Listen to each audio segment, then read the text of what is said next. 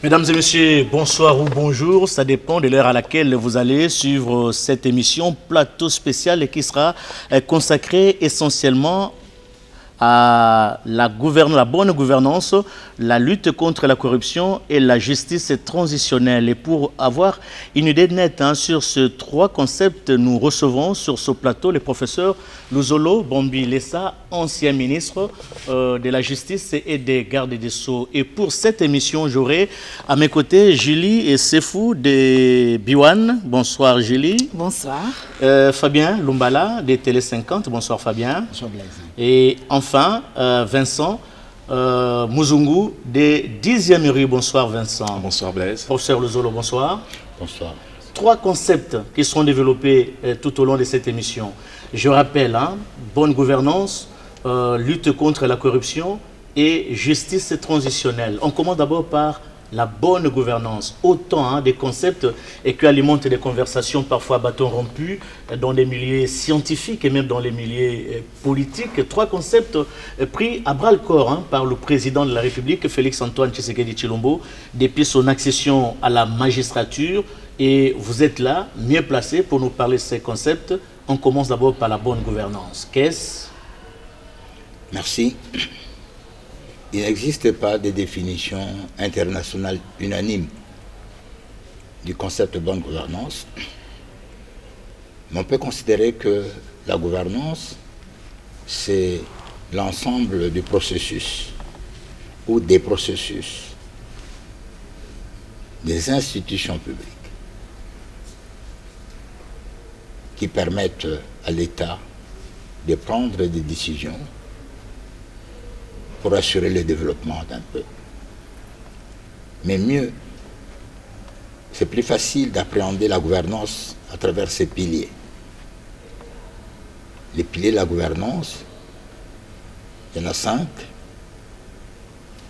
La responsabilité, la transparence,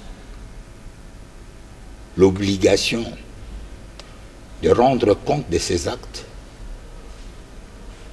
donc la redevabilité, la participation citoyenne, mais surtout la capacité des institutions à répondre aux besoins de la population. Et donc ces 5 piliers forment le socle de la bonne gouvernance à travers les aspects que vous avez évoqués, notamment la concrétisation ou la réalisation de l'état de droit, la lutte contre la corruption, la sauvegarde, le respect des droits de l'homme.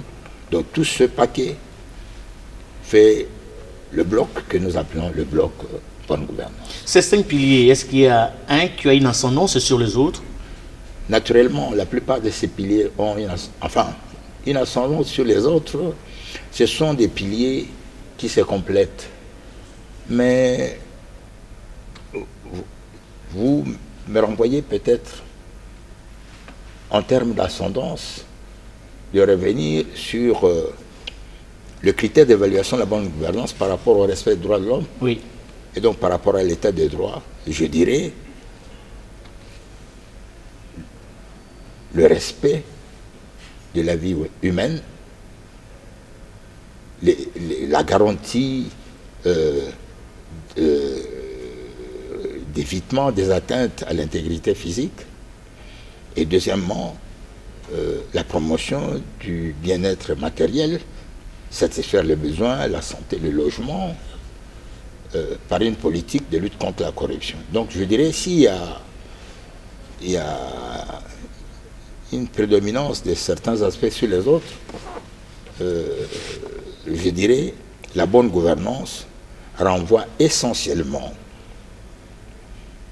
à la justice transitionnelle, s'agissant de la RDC, et à la lutte contre la corruption. Ce sont les éléments de la bonne gouvernance qui cheminent vers l'avènement d'un état de droit, la consécration de l'état de droit. Fabien? Oui, par rapport à ce que vous venez de développer, professeur Luzolo, vous avez souhaité qu'on s'éloigne des couleurs politiques nous vous recevons comme intellectuel engagé, scientifique justement.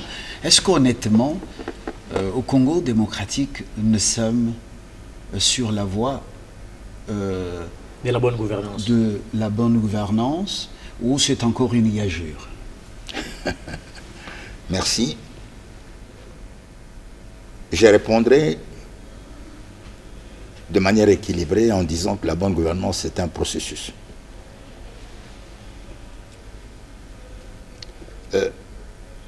Si on prend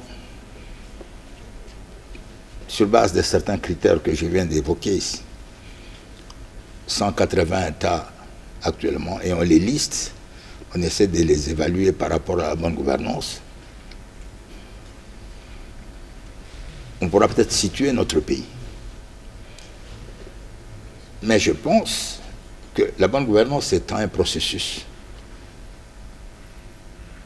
Oui, dès lors que les institutions publiques promeuvent les piliers de la bonne gouvernance, c'est-à-dire la transparence, la responsabilité des dirigeants, l'obligation des dirigeants de rendre compte, la participation démocratique, par exemple, oui, on peut dire qu'on est dans le train de la bonne gouvernance. En termes de pourcentage? Je ne peux pas modestement évaluer le pourcentage. Je n'ai pas fait cette analyse-là, mais je laisse à chacun de nous. On ne peut pas répondre à une question par une question, mais c'est la seule manière pour moi, après avoir donné les critères, de laisser chacun de nous évaluer si, en l'état actuel de notre évolution, si nous sommes dans la bonne gouvernance ou pas. Je dis oui, parce que c'est un processus. Maintenant, quel est le niveau de bonne gouvernance que nous avons atteint actuellement? Je ne sais pas le dire. La bonne gouvernance, professeur, rime avec la redevabilité. Rendre compte. Oui.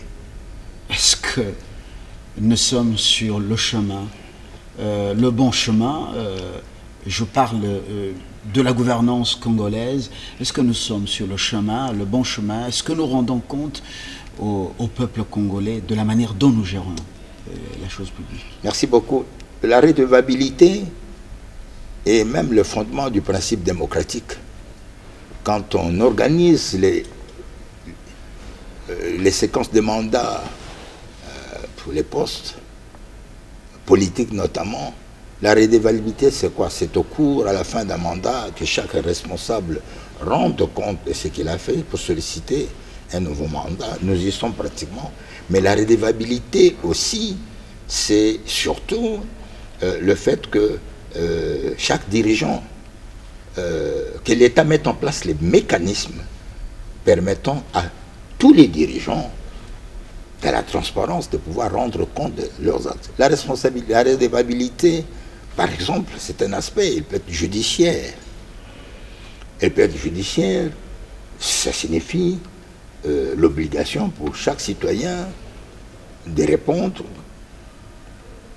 comment dirais-je, judiciairement des actes qu'il pose, positivement ou négativement. C'est un des aspects de bonne gouvernance. Et cela, ça touche à l'aspect justice. L'aspect justice dans la bonne gouvernance, je dirais même mieux, la justice est le socle de la bonne gouvernance. Parce que la redevabilité oblige les dirigeants à pratiquer la transparence, comment dirais-je, la transparence, à permettre la participation citoyenne. Donc mieux, moi je peux dire que oui, le critère de redevabilité existe. Mais encore une fois, est-ce qu'il est bien exploité? Sinon, il est exploité à quel niveau? C'est une question d'évaluation des instruments de redevabilité que nous avons. Exemple, l'évaluation de la justice. Est-ce que la justice permet, dans son fonctionnement, de consacrer véritablement la redevabilité des responsables, des dirigeants? C'est une question encore. Je vais encore répondre en demandant à l'un ou l'autre d'entre nous d'y penser. Donc, est-ce que la justice assure véritablement la redevabilité de tous nos dirigeants? Parce que dans les textes, tout est prévu. La Constitution et les différentes lois de la République consacrent la redevabilité judiciaire de nos différents responsables. Mais est-ce que cela est fait? C'est évaluer la justice. Quelque chose se fait, mais est-ce que c'est assez? Peut-être que dans le cours de l'émission, on aura l'occasion d'avoir les éléments de réponse. On va parler de tout ça. Juste prendre la question de notre consoeur Julie Sefo de Biwane. J'insiste sur la responsabilité citoyenne dans la mesure où on a aujourd'hui la société civile qui estime que la réponse, l'offre politique ne répond pas forcément aux besoins des communautés parce qu'au moins la société civile, elle peut faire le point.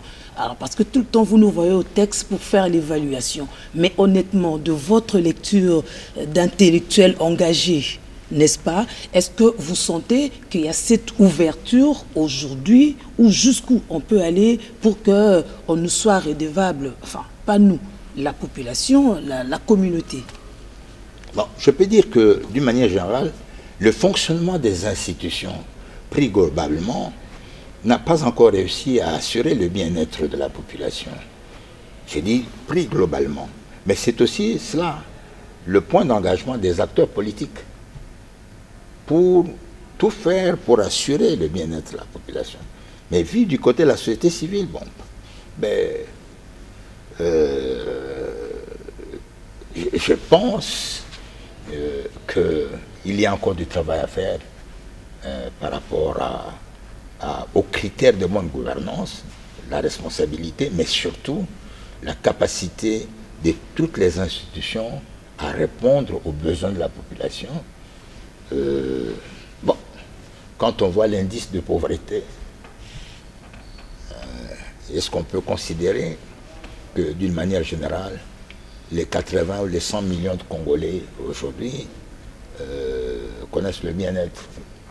Peut-être que non, mais encore une fois, la réponse est élastique parce que en même temps, elle renvoie à l'engagement des dirigeants qui sont dans un processus de vouloir promouvoir ce bien-être.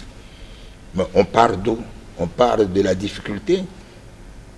Oui, madame, sans embâche, je peux reconnaître que les institutions prises plutôt globalement n'ont pas encore réussi à assurer véritablement les besoins de la population, les bien-être de la population, mais c'est un processus. Que font les partis politiques dans tout ça? Lorsque je parle des institutions, si je reviens dans le jeu politique, les partis politiques assureraient quoi? Parce que les partis politiques sont des organisations privées. Juste une éducation. Sont des organisations privées qui... Juste au niveau de la pédagogie. Oui. Oui, mais je dis que les partis politiques sont des organisations privées. Oui. Qui concourent à la prise de pouvoir pour que, une fois le pouvoir pris, que ces partis arrivent à, à répondre aux besoins de la population.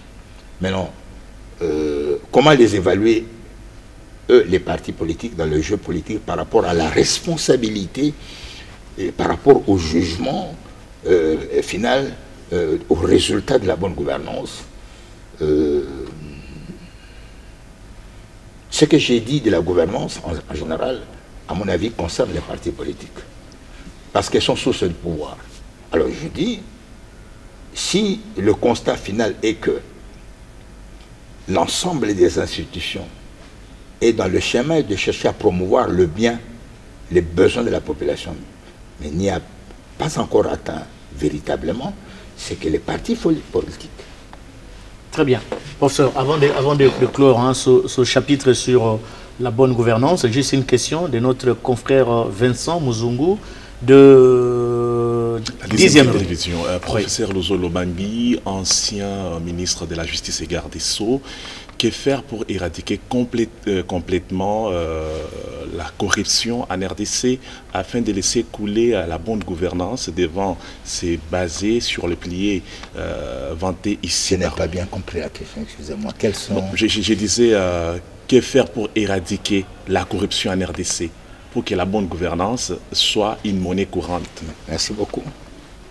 Bon, je ne sais pas si on est déjà dans la seconde. Oui, on va, à peu près, on va entrer au niveau de la lutte contre la corruption. C'est le second aspect. Oui, bon. le second aspect, mais vous pouvez déjà frôler. Mais nous partons du principe que la gouvernance a pour finalité, avec ses piliers, de promouvoir le bien commun, de répondre aux besoins de la population. Et nous disons à ce stade, c'est un processus.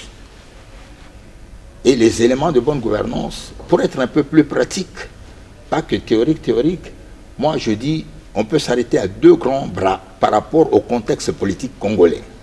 Lesquels? Et les 2 bras de la bonne gouvernance sont la lutte contre la corruption, comme cela a été relevé, et la justice transitionnelle.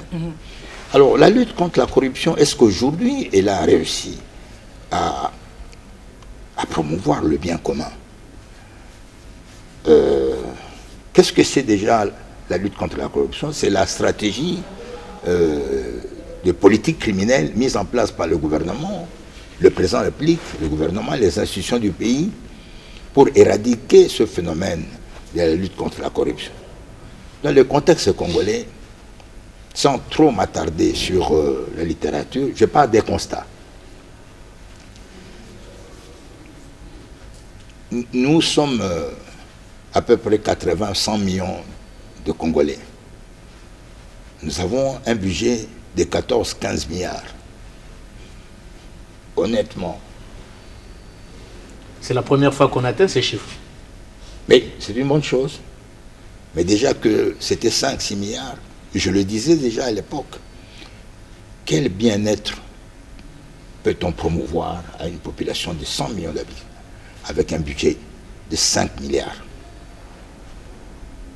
La taille de notre budget est un élément de réponse qui, en même temps, nous permet de réfléchir sur les évocations traditionnelles. Congo, pays riche, population pauvre. La taille de ce budget peut être relevée par la lutte contre la corruption. Et elle a commencé à l'être. Maintenant, est-ce que la lutte contre la corruption a atteint le stade qu'il faut? Encore une fois, là aussi, je dis c'est un processus. Toutes les institutions qui ont été mises en place pour lutter contre la corruption font le travail qu'il faut. Et c'est l'occasion de parler de, par exemple, de l'IGF. Mais je pense que l'institution clé pour lutter contre la corruption, c'est la justice. Maintenant, est-ce que la justice fait assez par rapport à la lutte contre la corruption? Je vais répondre par un autre constat. Aujourd'hui, si on prend la liste des 180 pays, on vérifie comment ces pays luttent contre la corruption, comment le phénomène de la corruption se manifeste dans ces pays. Nous y sommes? Nous sommes 169e. 169e. Au 170e. Donc nous sommes soit à l'inverse, le 10e ou le 11e pays le plus corrompu du monde. Nous sommes le 10e, c'est triste de le dire,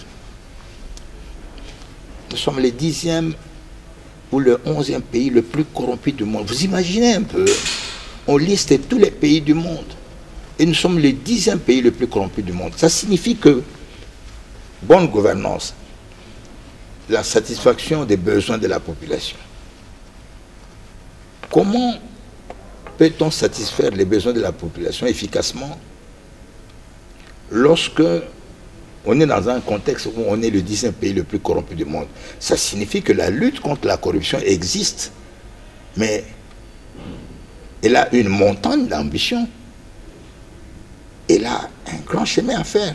Mais ça signifie aussi que l'une de nos maladies, c'est la corruption. Oui, parce qu'elle est là, professeur. Qu'est-ce qu'il faut faire? Redevabilité. Et surtout, vous avez été un des hommes forts du régime passé. Vous aviez en charge la lutte contre la corruption. Le blanchiment d'argent. Le blanchiment des capitaux. C'est pas des capitaux. Textuellement, c'est que l'IGF est en train de faire aujourd'hui. Mais c'est peut-être l'environnement qui ne vous a pas permis de bien travailler. Oui, mais quoi qu'il en soit, la vérité c'est que si nous voulons avancer, nous devons nous mobiliser tous azimuts pour lutter contre la corruption. Parce que le cancer de notre développement aujourd'hui au Congo, c'est la corruption. Comment pouvons-nous avoir 100 millions d'habitants et avoir un budget de 15 milliards? Et pourtant, les 15, c'est déjà un effort. 14 milliards, 15 milliards, c'est déjà un effort. On venait des 6. Oui, mais n'en parlons pas. Est-ce que nous sommes sérieux? Regardons-nous en face, nous, Congolais. Le problème était d'être sérieux. Oui, là, c'est un intellectuel engagé qui parle. Le déficit d'une justice, d'une vraie justice au pays qui devait sévir. Le problème, c'est d'être sérieux ou le problème d'une justice qui doit faire son boulot? Je suis d'accord que la justice doit faire assez parce qu'elle est le maître de la lutte contre la corruption. Tous les autres instruments, institutions de politique criminelle font un travail, mais le point de chute de ce travail, c'est la justice. Dans le cas présent, l'IGF, l'APLC, la CNRF, la plupart de ces institutions de lutte contre la corruption peuvent faire un travail qui est moitié administratif, moitié judiciaire. Mais le point de chute de ce travail, pour l'évaluer, c'est la justice. Il y a, dans un pays où on perd des millions et des milliards, il y a combien de condamnations pour corruption? Et on en a connu quand même, non, professeur? Oui, on en a connu, qualitativement. Sporadique soit-elle? Oui, qualitativement, je peux leur attribuer juste un effet pédagogique. On a eu 3, 4, 5, 6 cas emblématiques, mais ce n'est pas moi qui invite. Et ces journalistes et chers amis, je suis venu aussi parce qu'interpellé par rapport à mes dernières déclarations en rapport avec la lutte contre la corruption. Je suis venu aussi parce qu'interpellé par rapport à la redevabilité des responsables des institutions politiques de notre pays. Ne nous voilons pas la face. Abordons dans le cadre de la lutte contre la corruption ce problème du moment. De Boukangalonzo. De Boukangalonzo. Oui. À ce sujet, j'ai fait une déclaration. Je sais que ça a défrayé la chronique, il y a eu des réactions partout. Dans un jeu démocratique, je pense que ces réactions marquent l'intérêt que la population attache au phénomène de justice. Donc, vous aviez dit quoi, professeur?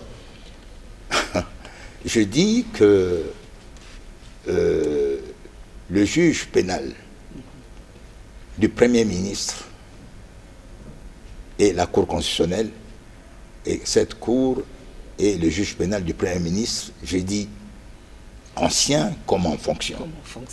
Et le débat a tourné autour de est-ce que l'ancien Premier ministre en République démocratique du Congo est redevable? Vous voyez, bonne gouvernance, principe de redevabilité. Est-il redevable vis-à-vis de la justice? Je parle bien de l'ancien parce que pour le Premier ministre en fonction, il n'y a pas de débat là-dessus. Et le vrai débat, c'est au sujet de l'ancien Premier ministre. Pour reprendre mes propos assez rapidement, je rapporte d'abord le contexte. Je faisais passer un examen dans une des universités où j'enseigne et j'ai reçu la visite des journalistes. Je suis sorti de la salle d'examen. Donc vraiment, j'étais dans mon contexte scientifique. Et j'ai reçu des questions par rapport à ce problème-là. J'ai exactement évoqué, je crois, 3 ou 4 idées. J'ai dit, oui, la Cour constitutionnelle et le juge pénal du Premier ministre ancien, comme en fonction. Je l'ai dit et je l'ai soutenu sur la base du principe des pénalistes, qui est celui de la cristallisation. Ce principe veut que le juge, au moment des faits, soit celui qui est compétent au moment des poursuites. Je sais que ça a soulevé beaucoup de débats. Des constitutionnalistes m'ont même dit que comment pouvez-vous, vous pénalistes, surplanter le droit constitutionnel qu'on a représenté comme étant le droit constitutionnel ou la loi constitutionnelle comme la loi de référence. Mais les gens ont oublié que le principe de la cristallisation est constitutionnel, parce que la Constitution, surtout celle de 2006 plutôt, elle a repris beaucoup des principes de droit pénal, la cristallisation. Si vous prenez l'article 17.3 et 4, nul ne peut être poursuivi pour une action, une omission qui ne constituait pas une infraction au moment de fait et au moment des poursuites. C'est la Constitution qui le dit. Vous prenez le Code judiciaire militaire, je pense que c'est l'article 104, où la qualité de la personne est regardée au moment de fait et au moment des poursuites. Donc ce principe de cristallisation, c'est un principe qui est repris dans la Constitution. Et donc, c'est le premier argument que j'ai donné. Je sais qu'il y a des réactions qui peuvent venir de vous. Le deuxième argument, j'ai évoqué le principe du revirement juridique. Non. Avant même le principe du revirement, j'ai évoqué le principe du juge naturel. Chers amis, la Constitution dispose que nul ne peut être soustrait de son juge naturel. La Constitution dit nul.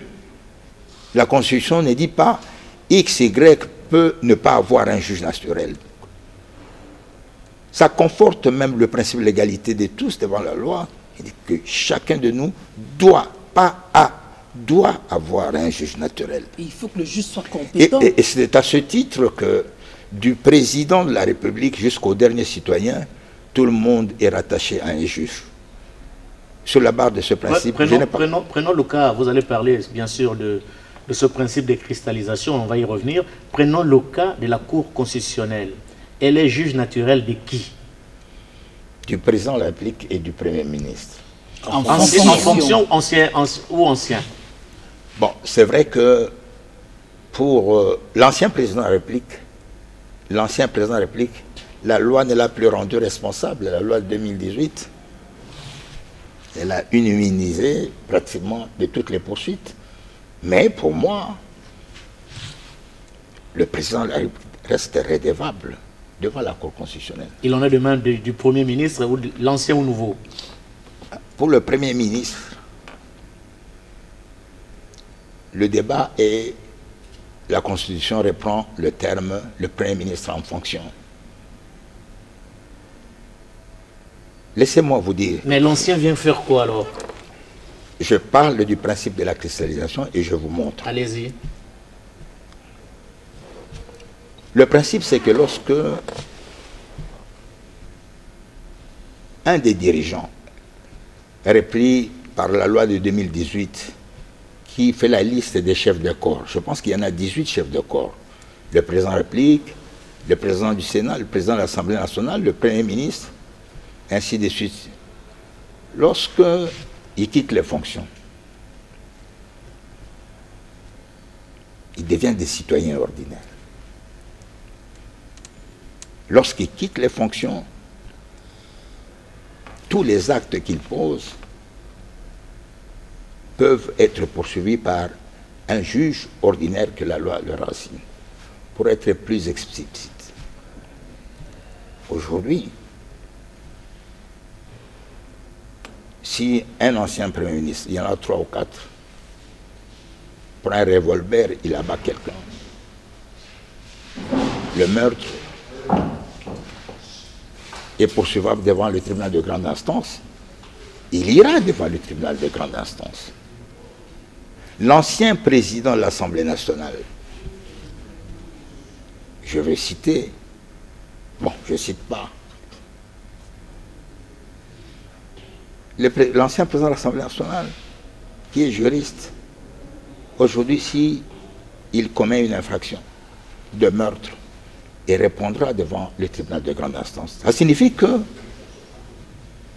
il est de principe que lorsque une de ces autorités quitte les fonctions, il redevient citoyen ordinaire.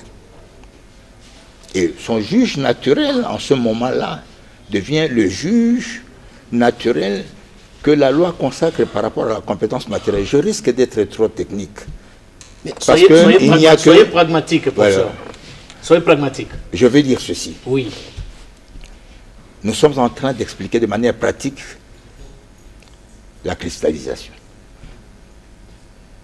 Et s'agissant du président de la République, de l'ancien Premier ministre et des autres chefs de corps, je dis en principe, lorsqu'ils quittent les fonctions, ils deviennent des citoyens ordinaires. Pour le président de la République,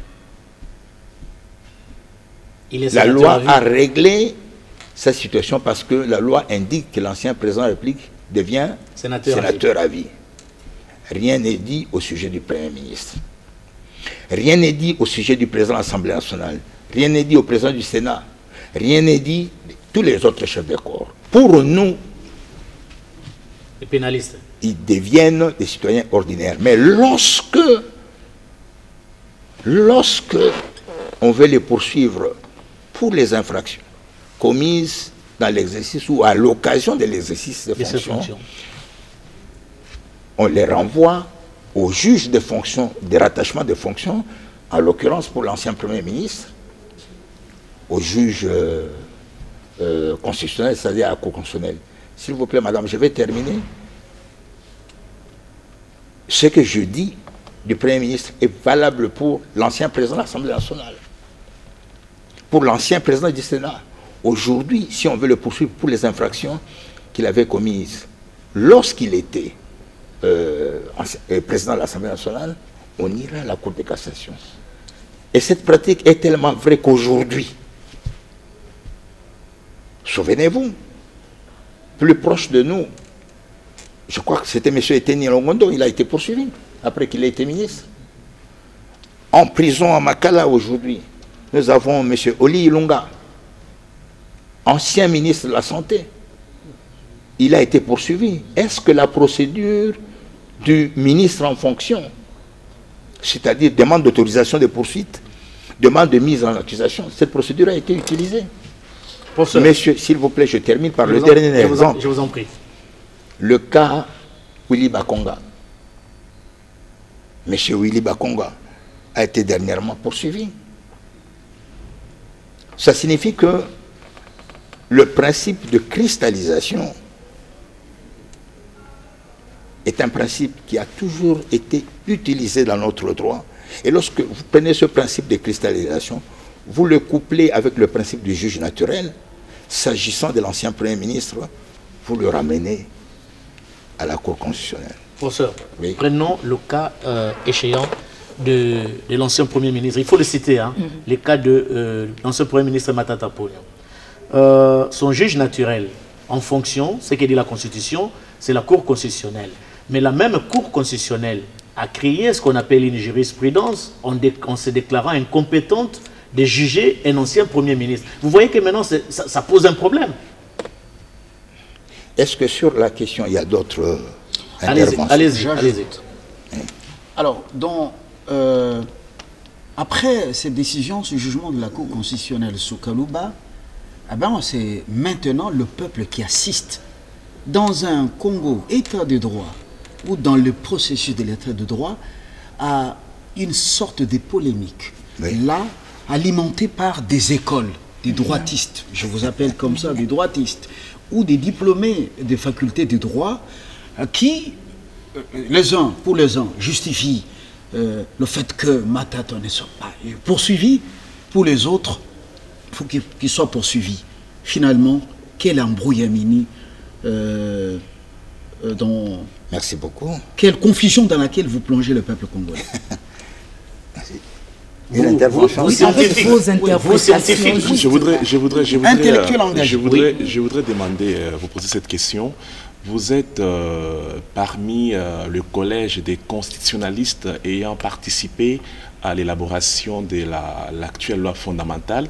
Êtes-vous aujourd'hui fier de cette constitution qui a une interprétation selon les écoles. Chaque fois que vous intervenez, Est-ce que vous êtes fier de la façon dont la Constitution est appliquée aujourd'hui? Selon notre confrère, il y a des différents courants qui s'opposent dans l'interprétation de cette Constitution. De ce point de vue-là, j'aimerais relever un principe. Allez-y. C'est que nous, les professeurs ou les scientifiques, nous ne vivons pas avec la pensée unique. C'est la doctrine, c'est une source de droit. Chacun de nous peut avoir la liberté d'interpréter la Constitution ou d'interpréter les principes, mais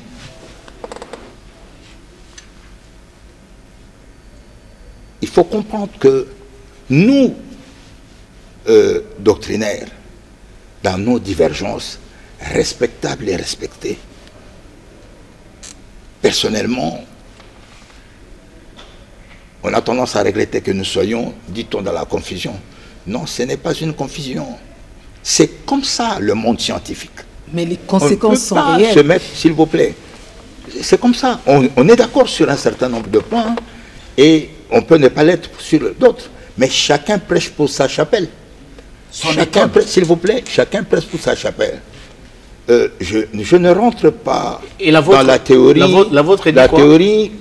Je suis pénaliste. Ok. Je suis pénaliste. Je dis, je prêche pour ma chapelle. Et je dis que le principe de cristallisation, dans le cas d'espèce, sur la base de la loi, donc la loi constitutionnelle, article 17.3 et 4, article 104 du Code judiciaire militaire, nous renvoie à ce qu'aujourd'hui, l'ancien Premier ministre, étant devenu citoyen ordinaire aujourd'hui... Non, il est sénateur. Il est sénateur. Mais, excusez-moi, ça je le retire publiquement. Oui. Non, j'ai dit citoyen ordinaire, oui. Vu de son détachement par rapport au Premier ministre, okay. Au rôle du Premier ministre. Mais, il est sénateur aujourd'hui. Pour le principe, la théorie, c'est qu'en quittant dans le schéma de compréhension du pénalisme, en quittant les fonctions de Premier ministre, il était redevenu citoyen ordinaire. Bon, pour le cas d'espèce, lui, les autres ne sont pas sénateurs. Hein. Les autres anciens Premiers ministres ne sont pas sénateurs, ne sont pas députés, ils ne sont pas ministres, donc sont devenus des citoyens ordinaires. Leur juge naturel du moment est déterminé par la compétence matérielle. Ça signifie les infractions punissables de 1 à 5 ans, tribunal de paix. Poursuivi pour les infractions de 5 ans jusqu'à la peine de mort, tribunal de grande instance. Et la particularité justement de la question pour nous, pénalistes ici, c'est que nous sommes dans une matière particulière où ce n'est pas la compétence matérielle, mais c'est la compétence personnelle qui est en jeu ici. Une compétence du juge qui est liée aux fonctions qu'a exercé quelqu'un. Et donc, quand je parle de la cristallisation, ça signifie que le juge, au moment de fait, reste, parce que les faits sont cristallisés. Le juge du moment le demeurera, même si la personne quitte les fonctions. Alors, si j'ai... Mais ce n'est pas précisé dans la Constitution, par rapport, s'il vous plaît. Allez-y. Ben, on a dit que la Constitution a indiqué que l'ancien Premier ministre ne peut pas être poursuivi. Mais j'ai vu dans le débat, et c'est vrai, qu'on a fait référence à l'article 99 qui parle de la déclaration des biens et qui indique que l'ancien Premier ministre qui n'a pas déclaré les biens peut être poursuivi. C'est la Constitution, article 99, qui prévoit une hypothèse de poursuite par la Cour constitutionnelle de l'ancien Premier ministre. C'est l'article 99. Alors, concrètement, je ne sais pas si j'ai répondu à vos questions, mais je pense, je dis qu'il y a eu revirement, c'est vrai. Qu'il y a un débat, je voulais vider cette question du débat entre les doctrinaires. La décision pour mettre fin à la polémique, c'est la décision du juge. De nous tous, les uns, les pénalistes, les constitutionnalistes, celui qui tranche, c'est le juge constitutionnel. Et là, nous sommes en face d'une deuxième décision de la Cour constitutionnelle qui a reconnu la compétence, sa compétence à poursuivre. Et vous avez parlé du revirement. J'ai évoqué dans mon audio, dans ma vidéo, qui a fait polémique, que le revirement, c'est quoi? C'est le fait pour une juridiction qui a rendu une décision de revenir sur sa décision. La théorie générale de droit enseigne que toute juridiction peut revenir sur la décision qu'elle a déjà prise. Toute juridiction. Donc c'est pas sorcier de revoir aujourd'hui la Cour constitutionnelle et revenir sur sa décision d'incompétence pour juger l'ancien Premier ministre. La question c'est quelle relation y a-t-il entre la première décision et la deuxième décision? Est-ce que lorsque une juridiction procède à un revirement de jurisprudence, quel est l'effet du revirement? J'ajoute encore en théorie de droit que le revirement, j'ai toujours dit, peut avoir un effet rétroactif. Un effet rétroactif par rapport à la décision précédente. Sauf si la décision de revirement prive à un justiciable son droit d'avoir un juge. Qu'en est-il du cas d'espèce? Je sais qu'il y a eu un débat des constitutionnalistes sur la procédure qui a été suivie par la Cour constitutionnelle pour aboutir au deuxième arrêt. Je n'entre pas dans ce débat. Ils peuvent avoir raison pour contester tel procédure. Mais je pose la question sur le plan du droit. Quelle est la valeur juridique du deuxième arrêt de la Cour constitutionnelle? Est-ce un arrêt qui existe, qui est régulier, qui est applicable, ou bien c'est un arrêt qui est nul, comme le prétendent certains? Est-ce que la nullité d'un jugement peut exister? Il n'y a qu'une voie de recours quelconque qui peut annuler un jugement. Donc je dis par rapport au revirement, cette décision en droit judiciaire, en cas de revirement, elle est opérationnelle, elle est valable, elle est là. Professeur, en des termes clairs, il faudrait que ce dossier soit clairement défini. En tant que pénaliste, est-ce que l'ancien Premier ministre, Matata Mponyo, il faut citer son nom, en rapport avec les dossiers Bukanga Lonzo, peut être poursuivi, oui ou non, sans entrer dans des considérations empiriques? Je l'ai dit, je le répète, et je persiste et je signe. La Cour constitutionnelle est le juge pénal du Premier ministre ancien comme en fonction, comme je l'ai dit. Mais laissez-moi ajouter quelque chose un peu là-dessus.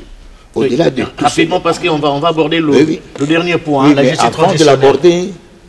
Avant de l'aborder, il m'a été posé la question ici sur quelle est la place, la lutte contre la corruption, la redevabilité et la capacité des dirigeants à promouvoir le bonheur du peuple. Nous avons, ce sont des considérations qui sont un peu sociologiques. Je suis un intellectuel engagé, comme je l'ai dit. Notre budget était 14 milliards. Qui exécute le budget? C'est le gouvernement, qui est dirigé par le Premier ministre. Vous considérez vraiment que quelqu'un qui gère 14 milliards ne puisse pas rendre compte judiciairement de cette gestion-là sur le plan de la justice? S'il doit le faire. Ça, c'est un. De deux, quand vous lisez, je le dirais par rapport à la justice transitionnelle, quand vous lisez la plupart des textes de notre pays, de la Constitution aux différentes lois, quelle est cette tendance-là, à chaque fois, à parler du vide juridique? C'est qu'il y a une intelligence maligne qui fait toujours en sorte que les responsabilités, les grandes responsabilités, ne puissent pas être rendues, d'autant plus que ceux qui sont concernés par ces actes-là sont les mêmes qui font les lois. C'est eux qui font la Constitution, c'est eux qui régissent les lois, De sorte que, finalement, la justice, telle que muselée, la justice muselée, vous verrez, lorsque vous voyez les procédures, dans le débat des scientifiques, un groupe de juristes considérés comme étant du droit constitutionnel pénal, regardez ce qu'ils disent pour poursuivre le Premier ministre. Nouveau, ok, il faut le Congrès, l'autorisation du Congrès. Pour poursuivre le Premier ministre en fonction, ou le ministre en fonction, il faut la majorité de l'Assemblée nationale. Pour poursuivre le président de l'Assemblée nationale, il faut une majorité pour lever les immunités. Regardez la pratique parlementaire. Quand est-ce que le Congrès s'est réuni? Chers amis, nous allons mourir. Le Congrès se réunira quand? Pour lever à la majorité la décision de faire poursuivre un président ou un Premier ministre en fonction. Surtout quand ils sont en vacances parlementaires. Les présidents de l'Assemblée nationale et les ministres en fonction. Prenez la République démocratique du Congo depuis qu'elle existe. Parce que ce sont des procédures anciennes. Tous ces verrouillages-là. Combien de fois l'Assemblée nationale s'est réunie et a levé, a accordé l'autorisation? Et de ce point de vue-là, on peut excuser la justice parce qu'elle est muselée. Et là, j'affirme que la justice de notre pays s'arrête à la porte du Parlement.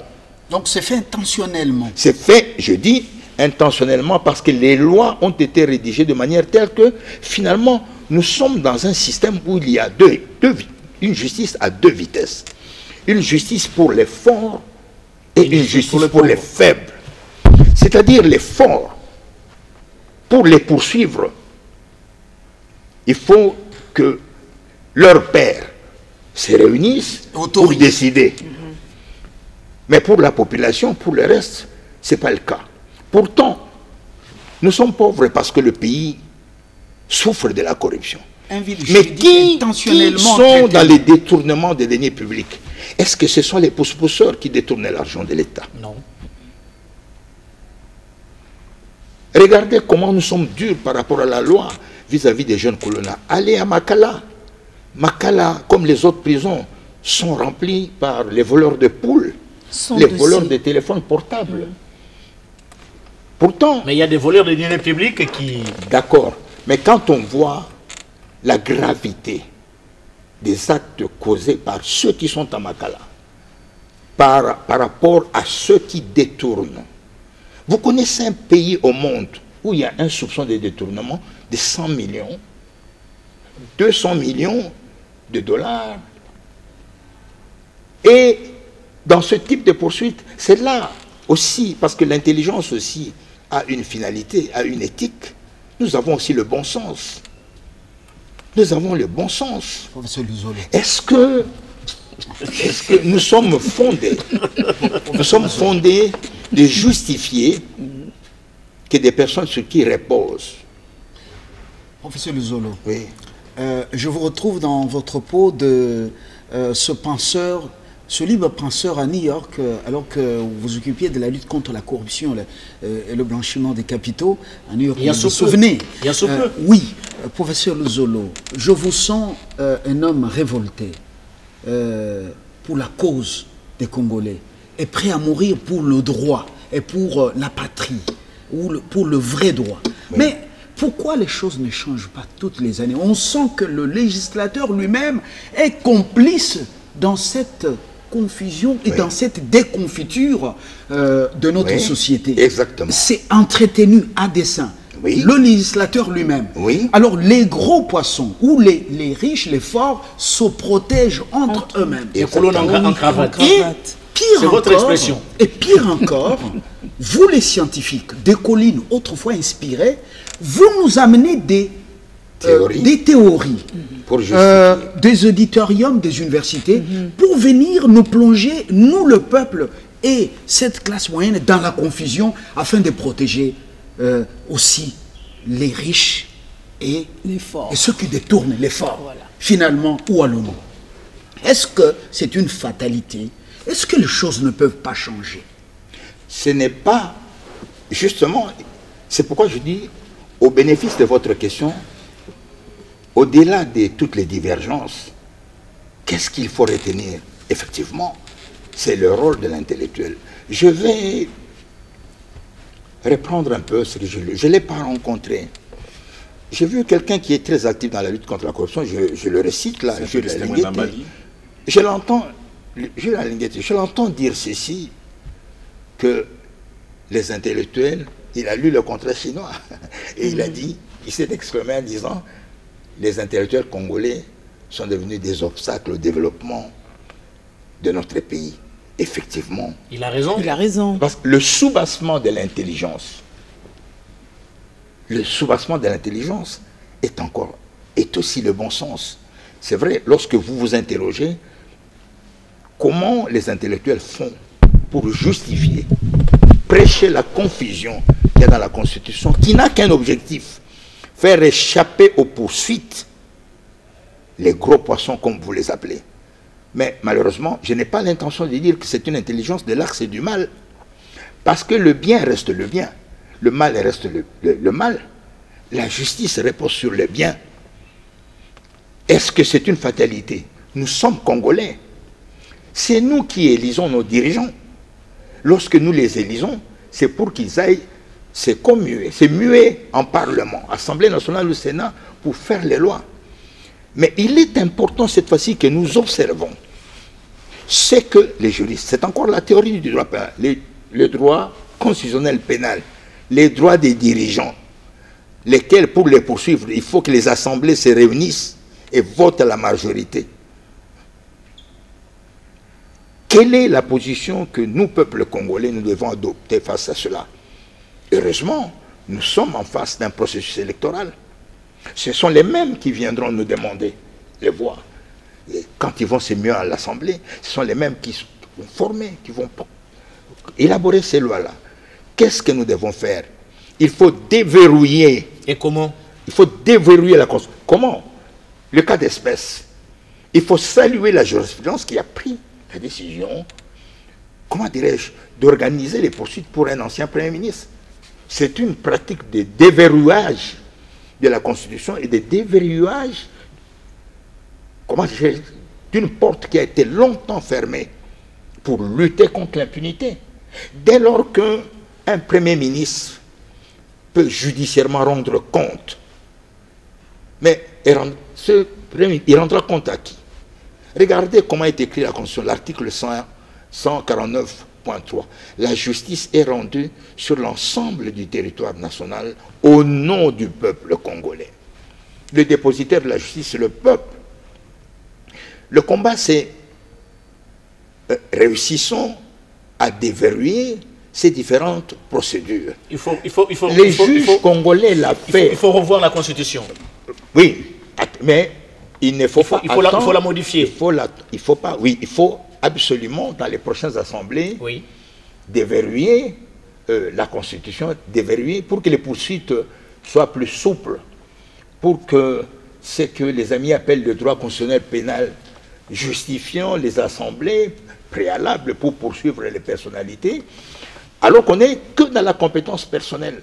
La compétence personnelle en droit, c'est on confère à ces personnes-là des immunités de fonction pour leur permettre d'assurer pleinement ces fonctions-là. Il faut les déverrouiller, il faut une modification constitutionnelle, mais il faut déjà une prise de conscience du Congolais pour comprendre que les lois congolaises, de la Constitution sont appliquées jusqu'aux lois, ces lois-là sont truffées de pièges qui consacrent et qui organisent l'impunité dont nous souffrons particulièrement, en particulier en matière de corruption. La corruption est plausible, la grande corruption dans notre pays, parce que les magistrats sont muselés par la Constitution, parce que les magistrats sont muselés par la loi, parce que ceux qui peuvent être détournés le plus gros montant, ce sont les grands dirigeants. Ce ne sont pas les petits dirigeants. Professeur, c'est un sujet qui mérite bien d'approfondir peut-être dans d'autres émissions, mais nous sommes limités par le temps. Nous abordons la dernière partie de l'émission concernant la justice transitionnelle. Juste nous donner une idée sur ça. Il y aura des questions qui viendront de la part des confrères et notre consoeur qui est là, avant de terminer l'émission. Merci beaucoup. nous nous sommes étendus longuement sur la lutte contre la corruption. Nous sommes partis de la bonne gouvernance. L'autre volet de la bonne gouvernance, c'est la justice transitionnelle. Chers amis, chers journalistes, à travers vous, j'aimerais m'adresser au peuple congolais pour faire voir, nous sommes malades, nous sommes en train de souffrir, mais nous n'arrivons pas à identifier notre maladie et les plaies. Les plaies, d'un côté, c'est la corruption, de l'autre, c'est la justice transitionnelle. C'est quoi la justice transitionnelle? La justice transitionnelle, c'est une justice, je dirais presque de transition vers une période trouble avec des dégâts et pour redevenir normal. C'est une justice de résilience. Quand un pays a connu des troubles et un conflit armé et qu'il y a beaucoup de dégâts, pour que les personnes qui se sont fait la guerre reviennent sur la table avec un nouveau vouloir vivre en commun, on met généralement en place une politique de réconciliation, une politique de justice transitionnelle qui a 4 étapes. La vérité, les poursuites judiciaires, la réparation des victimes et les garanties de non-répétition. Pour le cas du Congo, combien de milliards nous perdons en matière de corruption? Aujourd'hui, je ne le dis pas. Je dis simplement que le budget de 14 milliards, c'est un effort. Mais c'est rien pour nourrir les 100 Congolais par rapport à nos richesses. 100 millions. Parce que les 100 millions plutôt de Congolais. Et en plus, le constat, c'est que l'argent existe, mais que cet argent-là va dans les poches des gens. Il faut le récupérer par une bonne stratégie de lutte contre la corruption. On passe maintenant dans la justice transitionnelle, on fait la comptabilité des morts. Il y a à peu près 10 millions de morts. 10 millions de morts. Et jusqu'aujourd'hui, depuis 1993, 2003 jusqu'aujourd'hui, depuis 30 ans, vous connaissez un pays qui a connu 10 millions de morts. Et la guerre continue, Dieu seul sait. Ce matin, si les gens ne sont pas morts en Ituri, si les gens ne sont pas morts au Nord Kivu, nous comptons les morts tous les jours. Mais quels sont les éléments des réponses que nous donnons? Je dis, on ne peut pas construire un état de droit sans passer par la justice transitionnelle. Et pourquoi les 10 millions de morts? Pourquoi la justice, justement, ne réagit pas? J'ai sauté. J'aurais dû partir de la proposition de commencer par la mise en place des commissions vérité et réconciliation. La vérité, ça signifie nous, Congolais. Nous devons savoir pourquoi il y a 10 millions de morts dans notre pays. C'est la vérité. Les poursuites judiciaires, nous devons savoir pourquoi les magistrats, la justice congolaise ne redresse pas les 10 millions de morts. Regardez le rapport Mapping. Ce rapport aujourd'hui est resté... Mais nous sommes comment, chers amis? Qu'est-ce qu'il faut, professeur? Ça, c'est le constat. C'est qu'il faut. Qu'est-ce qu'il faut? Le constat est aussi le même pour la corruption. Oui. C'est qu'il est difficile par la loi de poursuivre les auteurs de ces milliers de morts parce que, la loi, encore une fois, n'a pas prévu, n'a pas organisé ces poursuites. Sinon, quand elle a tenté d'organiser ces poursuites, je prends la loi de 2013, un scandale. Ça signifie que les députés et les sénateurs se réunissent sur les 10 millions de morts. Ils disent la cour d'appel pourra poursuivre. Mais un terme technique, mais la cour d'appel ne pourra poursuivre que les justiciables relevant d'elle. Compétence personnelle de la cour d'appel. Qui sont les justiciables directs de la cour d'appel? Ce sont les mandataires de l'État. Ce sont les DG. Est-ce que c'est les DG Pas des seigneurs de guerre. Seigneurs de guerre, non. Bon, ce n'est même pas le terme seigneur de guerre qui m'intéresse. Ce qui intéresse, c'est que aujourd'hui, ce que vous appelez seigneurs de guerre sont devenus députés, sont devenus sénateurs, sont devenus ministres. Voyez? Et toujours, comme ils sont devenus députés, sénateurs, ils sont devenus ministres, la loi qui a été écrite prévoit que les députés, sénateurs et autres ne peuvent pas être poursuivis pour ces crimes-là à travers la loi de 2013, parce que la Cour d'appel ne peut pas les poursuivre. Et les théoriciens du vide juridique, qui évoquent le vide juridique dans la lutte contre la corruption, reviennent dans les crimes de sang, pour dire qu'il y a aussi un vide juridique. Conséquence, le rapport mapping est là. Non appliqué. Non appliqué. Voyez, encore chaque fois, cher Fabien, ce que j'ai relevé, c'est la dangerosité du législateur congolais qui s'est organisé pour mettre en place des lois qui assurent l'impunité. Comment le législateur assure-t-il l'impunité?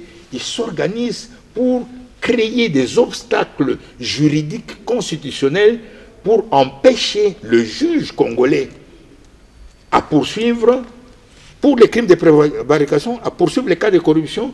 Nous mettons dans la misère. Pour les crimes de sang, à ne pas poursuivre les plus grands criminels. C'est trop tard pour que les choses changent? Ce n'est jamais trop tard. Ce n'est jamais trop tard. S'agissant des crimes de sang, je dois le reconnaître honnêtement que le président de la République a mis en place, à travers le gouvernement, une commission chargée d'élaborer un projet de politique nationale de justice transitionnelle. J'ai eu le plaisir de diriger ce comité scientifique. Oui, oui. Le rapport a été déposé au gouvernement. Le gouvernement va prendre des projets de loi pour les soumettre à l'Assemblée nationale. J'espère, parce que ces projets de loi rentreront encore entre les mains de ceux-là même qui craignent, entre guillemets, les obstacles et ce qu'ils appellent les vides juridiques. Et j'espère que... Donc on en est là, pour la justice transitionnelle, une question ou une exclamation.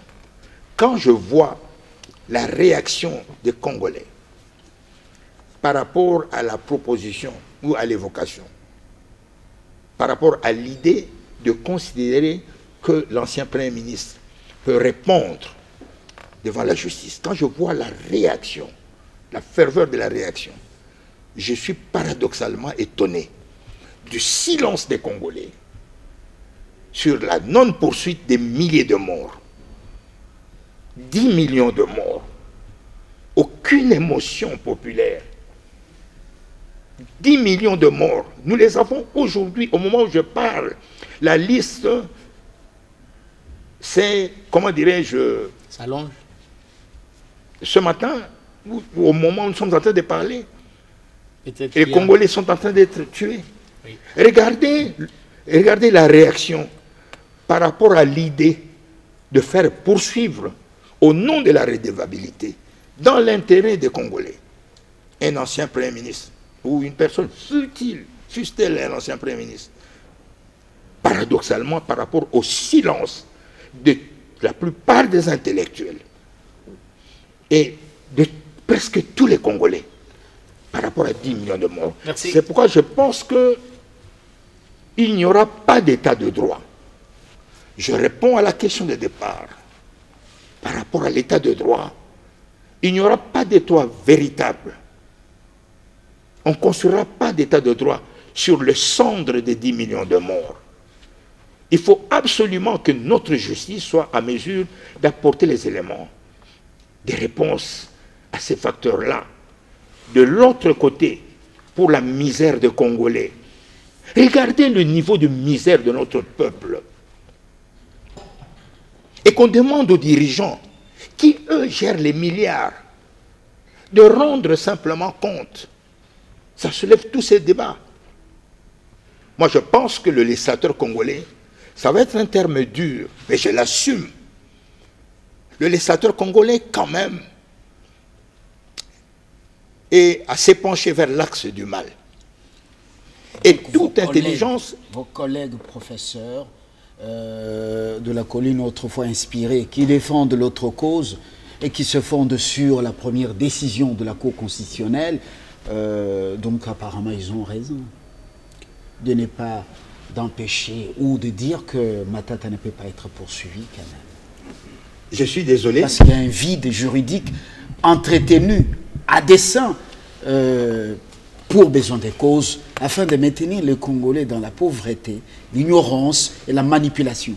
Il y a eu une présomption de vide juridique, mais en réalité, la doctrine a lancé pour influer sur les gens. Il n'y a pas de vide juridique. Je viens de vous donner les bases constitutionnelles qui sous-tendent la cristallisation J'ai dit article 17.3 et 4. Je vais vous donner l'hypothèse où l'ancien Premier ministre est justiciable de la Cour constitutionnelle. Article 99. Et justement, les tenants du vide juridique. Le vide juridique, tel que je le comprends, est une formulation à la base entre guillemets, de la confusion souvent entretenue dans la rédaction de la Constitution, mais qui n'a qu'un point de chute: assurer l'impunité. Bien, professeur, c'est très bien. Nous étions très contents de vous recevoir. Mais il y a quand même une certaine opinion qui pense que le professeur Luzolo Bambi se réveille aujourd'hui parce qu'il est à la recherche d'un poste politique. Merci beaucoup pour cette question, plutôt pour cette évocation. J'ai envie d'en parler peut-être comme mot de la fin. Allez-y.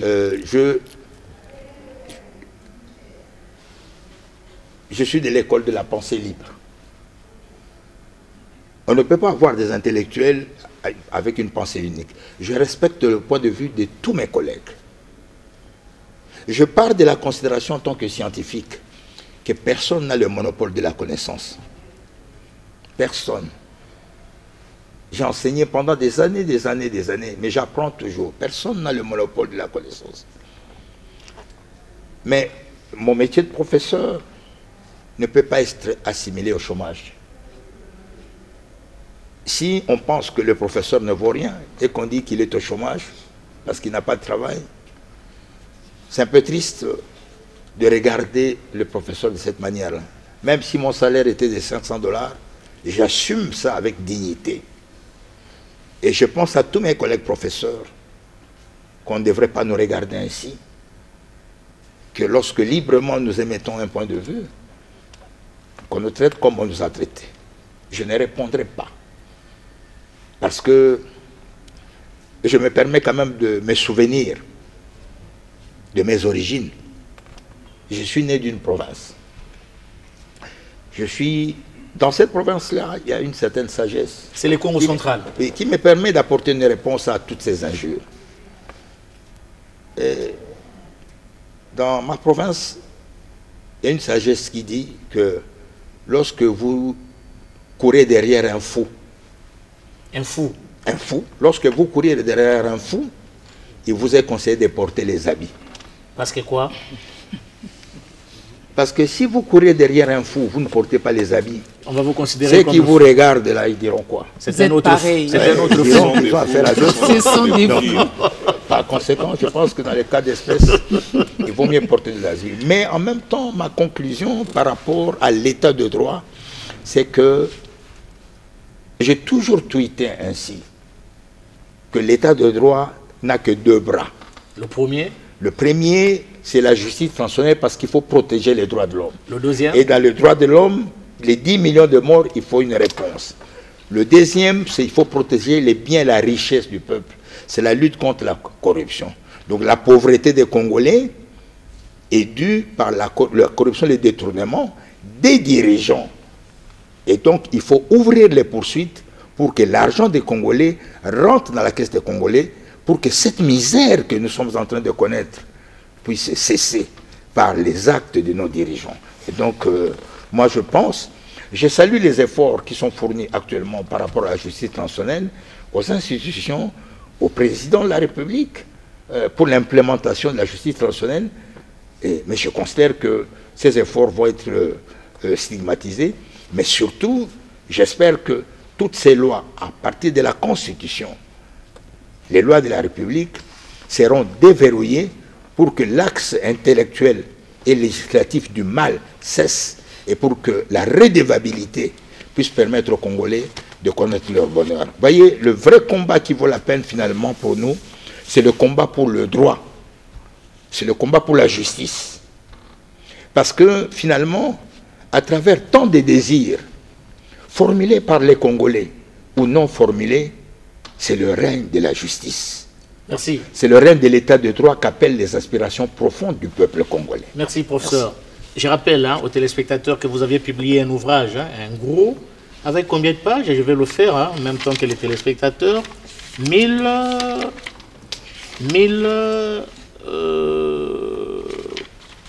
combien de pages? 1137 pages.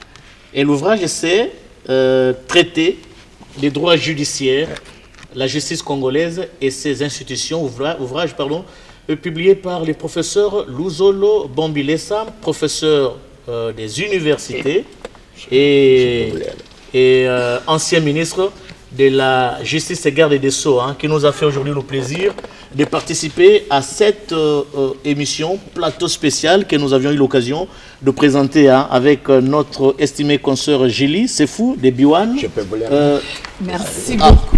Vous remettez ces ouvrages aux journalistes, mais c'est une bonne chose. Alors, il y avait également Fabien Lumbala de Télé 50 et Vincent Muzungu de 10e rue. Et bien sûr, hein, votre humble serviteur Blaise Bokokia Sonza de la RTNC. Professeur, laissez-moi vous dire merci. Ça ne sera pas la dernière fois. Merci également hein, à la consoeur et aux confrères qui ont animé avec moi cette émission. Merci à cette grande équipe. Cette grande équipe hein, de la RTNC, chapeautée par Patrick Kachala, Montréal de tous les jours. Merci et grand sera pour nous le plaisir de vous retrouver avec la même ferveur prochainement, pourquoi pas, avec le professeur Luzolo Bombilesa. Merci et au revoir.